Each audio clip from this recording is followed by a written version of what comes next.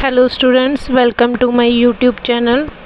तो आज हम करेंगे न्यूक्लियर फिज़िक्स के और topics, mass defect, binding energy पर न्यूक्लियन और उसका ग्राफ और प्लस उसके रिलेटेड न्यूमेरिकल्स। सबसे पहले हम मास डिफेक्ट पढ़ेंगे। मास डिफेक्ट क्या होता है? देखो स्टूडेंट्स, जो मास डिफेक्ट होता है हमारे पास क्या है, आपको पता ही है कि हमारे पास जो एटम होता है उसका जो न्यूक्लियस होता है, ठीक है, उसके अंदर क्या क्या होते हैं? न्यूक्लियंस होते हैं। न्यूक्लियंस में क्या आ जाते हैं? Protons and neutrons. जब हम इनका न्यूक्लियंस का मास निकालते हैं, वो जो मास होता है वो न्यूक्लियस के मास से क्या होता है? ज़्यादा होता है, ठीक है। अब ये तो इक्वल होना चाहिए था मास, बट इससे ज़्यादा क्यों होता है मास? और उसी को क्या कह देते हैं हम? उसी इनके मास के डिफरेंस को ही क्या कह देते हैं हम? मास डिफेक्ट, ठीक है। तो मास डिफेक्ट को डेल्टा एम से डिनोट करते हैं, क्योंकि जो न्यूक्लियंस का मास होता है ना, मास ऑफ न्यूक्लियंस, वो ज़्यादा आता है हमारे पास न्यूक्लियस के मास से। तो जब हम इनका डिफरेंस निकालते हैं दोनों का, उसको क्या कह देते हैं? मास डिफेक्ट, ठीक है। मास ऑफ न्यूक्लियस।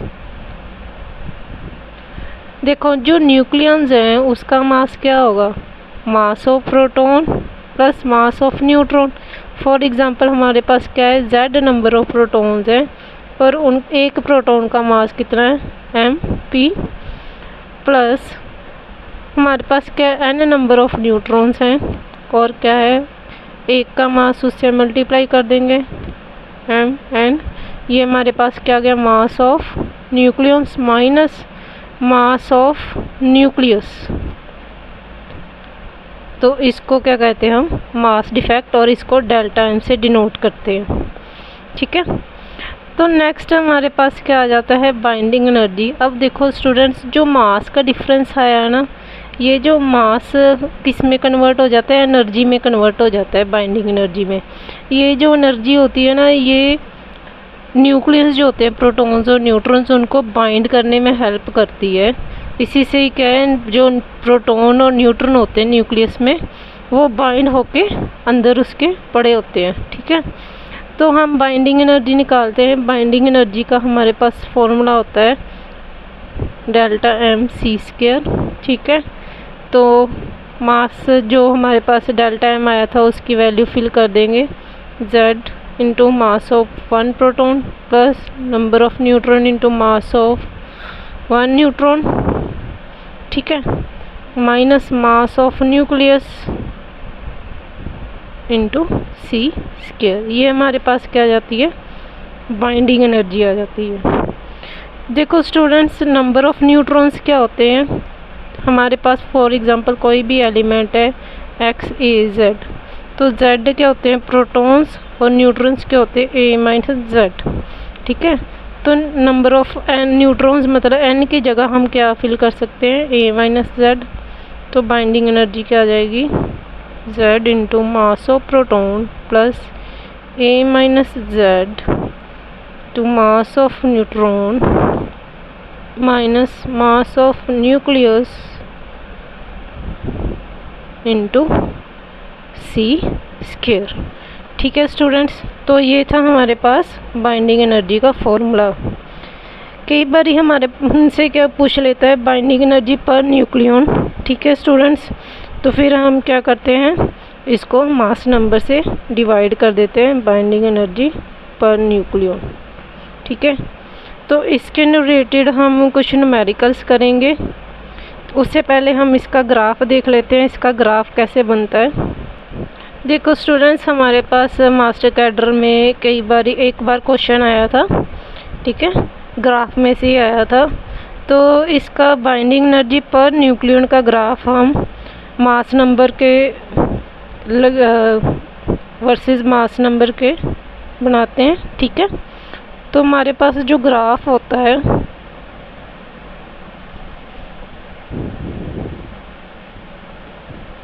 यहाँ पे इस साइड हम ले लेते हैं y एक्सिस के अलोंग, एवरेज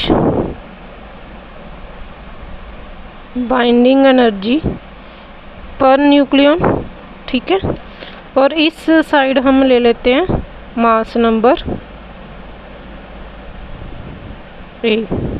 तो जब हम इसका ग्राफ बनाते हैं तो हम देखते हैं कि जो हमारे पास मास नंबर है 2 से लेके 20 तक, मतलब जो लाइटर न्यूक्लियाई हैं, ठीक है, जो हमारे पास क्या है जिनका मास नंबर कम होता है, जैसे हाइड्रोजन हो गया, हीलियम हो गया, ठीक है, उनकी बाइंडिंग एनर्जी बहुत कम होती है, बड़ी लो होती है। फिर हम देखते हैं कि जो मास नंबर 2 से लेके 20 तक हैं, ठीक है, जिनका मास नंबर क्या है 2 से लेके 20 तक है, उनके लिए हमारे पास क्या है पीक्स आती है, शार्पली डिफाइंड पीक्स, जैसे हीलियम के लिए, बेरिलियम के लिए, कार्बन के लिए, ऑक्सीजन के लिए, नियोन के लिए, ठीक है। ये पीक्स क्या इंडिकेट करती हैं कि ये जो न्यूक्लियाई है वो थोड़े ज़्यादा स्टेबल है as compare to their neighbourhood nuclei, ठीक है स्टूडेंट्स। और क्या हमें पता चलता है इस ग्राफ में से, देखो मैं पहले इसका ग्राफ बनाती हूँ। फॉर एग्ज़ाम्पल मैंने इधर ले लिया बाइंडिंग एनर्जी 0 2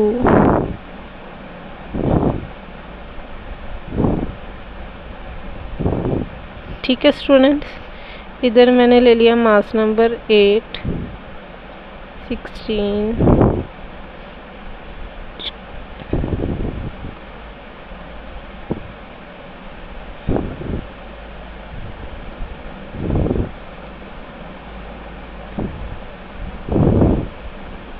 देखो स्टूडेंट्स, जब हम इसका ग्राफ ड्रॉ करते हैं तो जो हमारे पास लाइटर न्यूक्लियाई हैं, जैसे हाइड्रोजन हो गया, ठीक है, उनके लिए हमारे पास क्या आती हैं, ये देखो हमारे पास क्या आती है बाइंडिंग एनर्जी थोड़ी कम आती है, ठीक है। फिर उसके बाद क्या होता है, धीरे धीरे बाइंडिंग एनर्जी इंक्रीज होती है, ठीक है students.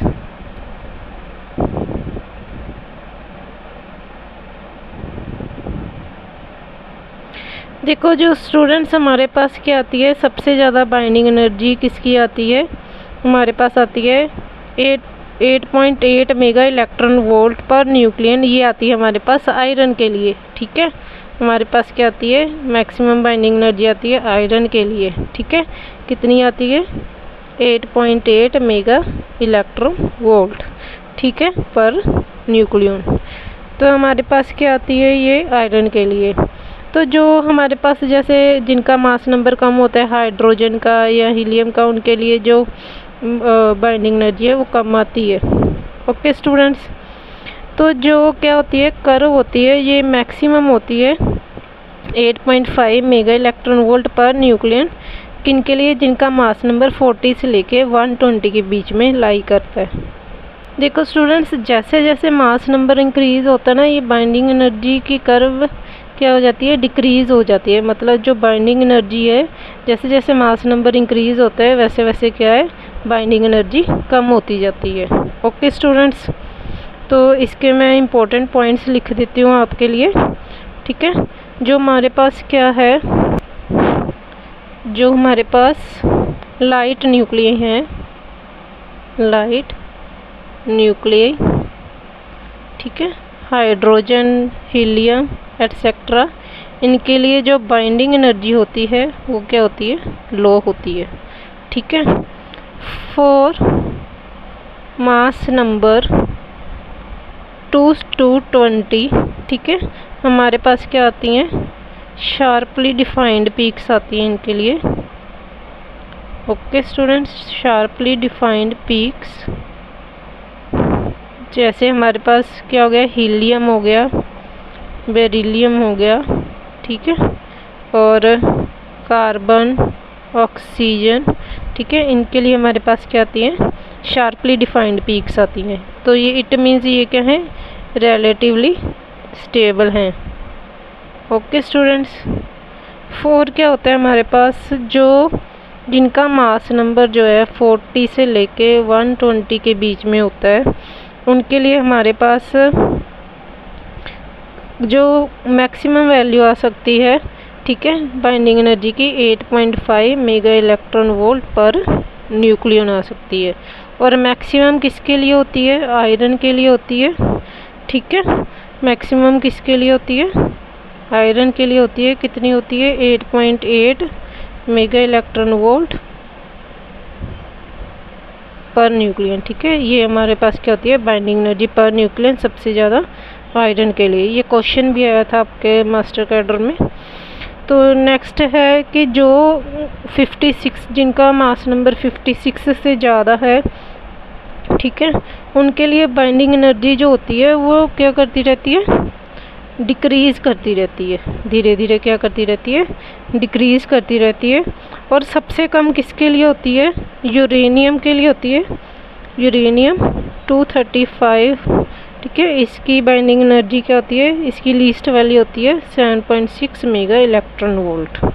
Okay students, it means जो बाइंडिंग एनर्जी पर न्यूक्लियन है वो लाइट न्यूक्लियाई और हैवियर न्यूक्लियाई ज़्यादा जो जिनका मास कम है, जैसे हाइड्रोजन, हीलियम, जिनका मास बहुत ज़्यादा है, उनके लिए बाइंडिंग एनर्जी पर न्यूक्लियन क्या होती है? कम होती है। ठीक है स्टूडेंट्स, ओके।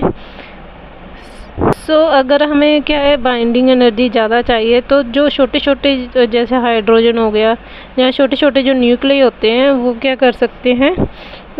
न्यूक्लियर फ्यूज़न करके क्या कर सकते हैं? सॉरी, न्यूक्लियर फ्यूज़न करके अपने आप को बड़े मतलब हैवियर न्यूक्लियाई बना सकते हैं। इससे उनकी बाइंडिंग एनर्जी क्या हो जाएगी? ज़्यादा हो जाएगी। और क्या हो सकता है कि जिनका हैवी न्यूक्लियाई, जिनका मास नंबर बहुत ज़्यादा है, वो लाइटर न्यूक्लियाई में स्प्लिट होके, ठीक है, लाइटर न्यूक्लियाई में स्प्लिट होके फिर क्या कर सकते हैं? वो न्यूक्लियर फ्यूज़न के थ्रू अपनी बाइंडिंग एनर्जी इंक्रीज़ कर सकते हैं। ठीक है स्टूडेंट्स, नेक्स्ट हम इसके रिलेटेड कुछ न्यूमेरिकल्स करेंगे कल। नेक्स्ट स्टूडेंट्स हम करेंगे न्यूमेरिकल्स बाइंडिंग एनर्जी के। ठीक है, पहला न्यूमेरिकल है कैलकुलेट द बाइंडिंग एनर्जी पर न्यूक्लियन ऑफ क्लोरीन 35। ठीक है, न्यूक्लियस, इसका न्यूक्लियस का मास दिया हुआ है, मास ऑफ न्यूट्रॉन दिया है और मास ऑफ प्रोटॉन दिया है। ठीक है, देखो पहले हम क्या करेंगे, जो न्यूक्लियंस हैं उनका मास फाइंड कर लेंगे, फिर उसमें से जो न्यूक्लियस का मास है वो माइनस कर देंगे, तो हमारे पास क्या आ जाएगा? बाइंडिंग एनर्जी आ जाएगा। फिर उसको मास नंबर से डिवाइड कर देंगे तो हमारे पास बाइंडिंग एनर्जी पर न्यूक्लियन आ जाएगी। देखो हमारे पास नंबर ऑफ प्रोटॉन्स कितने हैं? नंबर ऑफ प्रोटॉन्स हैं 17। ठीक है, सो मास ऑफ 17 प्रोटॉन्स कितना आ जाएगा? 17 मल्टीप्लाई, एक प्रोटॉन का मास कितना? इतना 1। ठीक है, इसको मल्टीप्लाई करेंगे तो हमारे पास क्या आ जाएगा? 17.1025 एटॉमिक मास यूनिट। ये हमारे पास आ गया मास ऑफ 17 प्रोटॉन। ये प्रोटॉन का मास आ गया। ऐसे ही हम न्यूट्रॉन्स का मास निकालेंगे। नंबर ऑफ न्यूट्रॉन्स कितने हैं? Neutrons is equal to 35 minus 17। ठीक है, नंबर ऑफ न्यूट्रॉन्स है हमारे पास 18, तो इनका मास ऑफ न्यूट्रॉन निकालेंगे।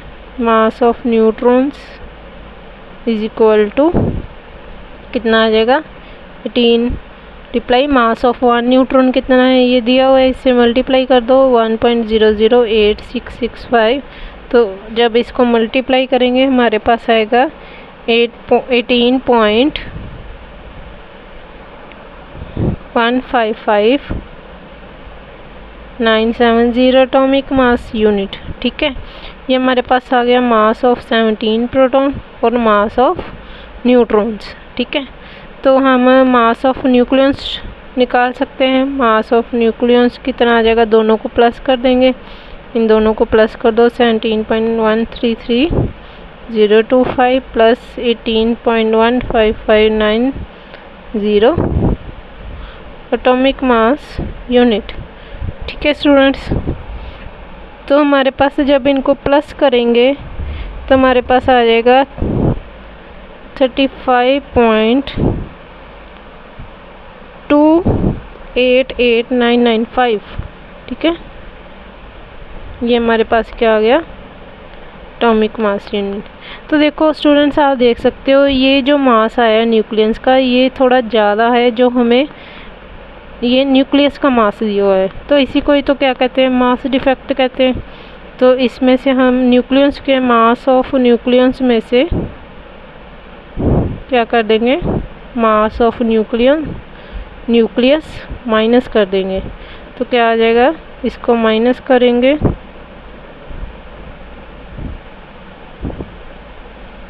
इन दोनों को जब माइनस करेंगे तो हमारे पास आ जाएगा 0.308995 एटॉमिक मास यूनिट। देखो स्टूडेंट, जो 1 एटॉमिक मास यूनिट है इसके कोरस्पॉन्डिंग जो एनर्जी होती है वो होती है 931 मेगा इलेक्ट्रॉन वोल्ट।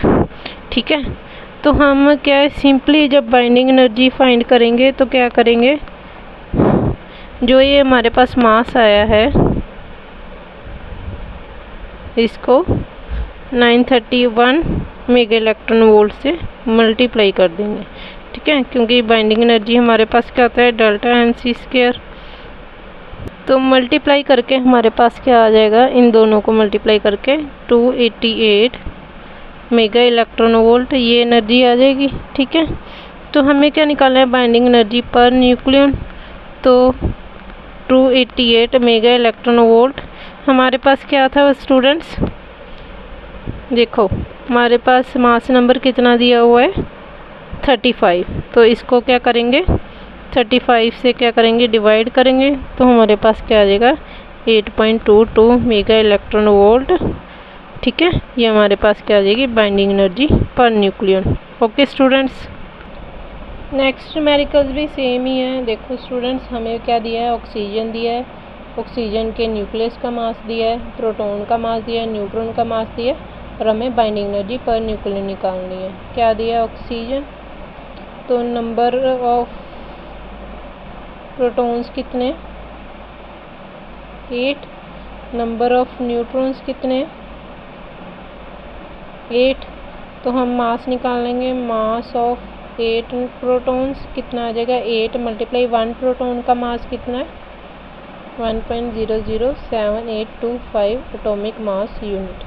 ठीक है, इन दोनों को मल्टीप्लाई करेंगे तो हमारे पास जो वैल्यू आएगी, ठीक है, इसको आप स्टूडेंट्स जब मल्टीप्लाई करेंगे तो स्टूडेंट्स हमारे पास आ जाएगा 8.062600। ये आप करके देख लेना, इतना आ जाएगा। ठीक है, फिर मास ऑफ 8 न्यूट्रॉन्स निकालेंगे। 8 न्यूट्रॉन्स का कितना आ जाएगा, 8 मल्टीप्लाई 1 का कितना है हमारे पास, देखो स्टूडेंट्स ये दिया हुआ है 1.008665 एटॉमिक मास यूनिट। मल्टीप्लाई करेंगे हमारे पास आ जाएगा 8.071320 एटॉमिक मास यूनिट। तो देखो स्टूडेंट्स, हमारे पास प्रोटॉन का भी मास आ गया, न्यूट्रॉन का भी मास आ गया। मास ऑफ न्यूक्लियस क्या होगा, इन दोनों के मास को प्लस कर देंगे, ये हमारे पास आ जाएगा अप्रॉक्सीमेटली 16.1391 एटॉमिक मास यूनिट। ठीक है, इन दोनों को मैंने क्या कर दिया, प्लस कर दिया। तो स्टूडेंट्स, हमें क्या निकालनी है, बाइंडिंग एनर्जी। बाइंडिंग एनर्जी क्या होता है, डेल्टा mc²। और इसको क्या करेंगे, फिर AMU को एनर्जी में कन्वर्ट करेंगे। तो इसको हमारे पास क्या करेंगे, 931 मेगा इलेक्ट्रॉन वोल्ट से मल्टीप्लाई कर देंगे तो आ जाएगा 127.54 मेगा इलेक्ट्रॉन वोल्ट। हमारे पास क्या आ जाएगी, बाइंडिंग एनर्जी। हमें क्या निकालनी है, बाइंडिंग एनर्जी पर न्यूक्लियन। ठीक है, तो इस बाइंडिंग एनर्जी को क्या करेंगे, 16 से क्या करेंगे, डिवाइड कर देंगे। तो हमारे पास कितनी एनर्जी आ जाएगी, 7.27 मेगा इलेक्ट्रॉन वोल्ट पर न्यूक्लियन। ठीक है स्टूडेंट्स, तो ये आ गई हमारे पास बाइंडिंग एनर्जी पर न्यूक्लियन। इसी के रिलेटेड हम न्यूमेरिकल्स और भी करेंगे। ठीक है स्टूडेंट्स, आज के लिए इतना ही। Thank you.